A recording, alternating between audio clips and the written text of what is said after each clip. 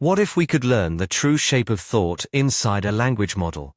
Not by forcing it into boxes, but by letting a generative model discover its natural structure.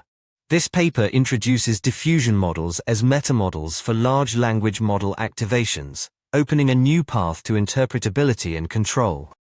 Building on that vision, let's first examine why existing approaches fall short. Current interpretability tools like sparse autoencoders and principal component analysis impose linearity or sparsity constraints that don't match the true geometry of activations. When you use these for steering, you often push activations off their natural manifold, resulting in garbled or unnatural outputs. The authors propose a fundamentally different paradigm. The Generative Latent Prior, or GLP, trains diffusion models on billions of cached activations from models like Llama 1B and Llama 8B. By learning to denoise activations through flow matching, the model captures the true distribution without imposing linearity or sparsity, letting structure emerge naturally. A striking result is that diffusion loss scales predictably.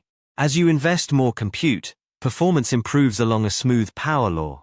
And this improvement transfers directly to downstream tasks, like steering fluency and interpretability probing. Now let's see how this translates into practical advantages. Traditional steering often sacrifices fluency for control strength because interventions push activations into unnatural regions. The GLP corrects this by reprojecting edits back onto the learned manifold, achieving stronger concept control at higher fluency across sentiment steering, persona elicitation, and sparse autoencoder feature interventions. Inside the GLP, the learned representations themselves become interpretable units. These meta-neurons substantially outperform both sparse autoencoders and the original model's neurons on concept probing tasks. And qualitative analysis shows they correspond to coherent, human-recognizable semantic features.